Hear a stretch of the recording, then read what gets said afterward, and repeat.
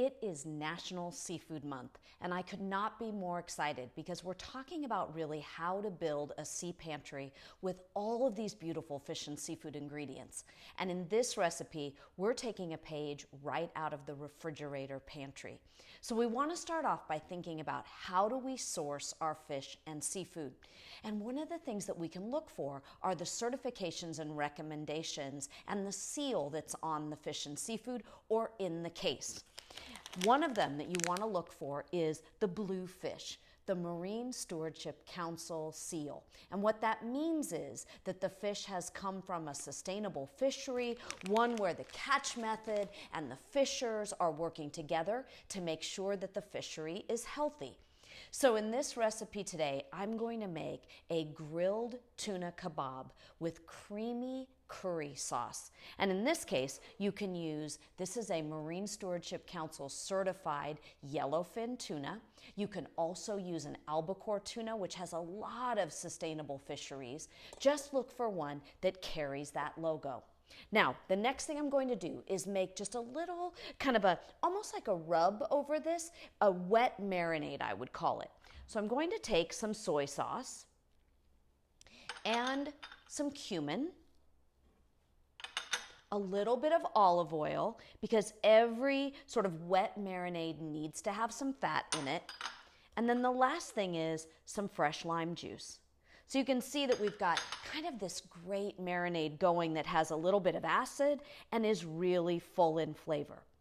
I'm going to let this marinate or marry for just a second, and I'm going to cut the fish into cubes. And what I'm looking for is really a nice long piece at the top, so that when I thread these skewers, what I end up with is a nice flat surface that I'm going to be able to cook on. So you can see how we're just ending up with just a nice flat, almost long surface for the skewer. Now the trick with a successful, let's say, skewer or eating on a stick is that we want to make sure that the things that are on the skewer all cook in the same time. So the first thing that I'm going to do is I'm going to put my very cold fish into the marinade. And the trick here is you should know that we want to always work with our seafood nice and cold. The other thing is, and that's because otherwise it'll stick. And the other thing is you can't leave a fish in a marinade that has an acid in it for very long. So if you want to make this ahead, you can only keep the tuna in the marinade for an hour or so. And you want to make sure to keep it in the refrigerator. Now, I've also in the meantime started soaking these skewers in water. That's going to help them from burning. So we want to make sure to soak them for several hours in water. And of course, you can use different kinds of skewers. You could use rosemary stems. You could use, of course, these wooden skewers or metal. And you can cook this recipe on a grill pan or outside on the grill. So now I have some cherry tomatoes because those are going to blister and cook in the same time as my tuna. Now take a look. I've got that long side of the tuna. And I'm just going to put it towards the bottom of the skewer, and then I'm going to add another long side of the tuna itself. Now let's just repeat that really quickly.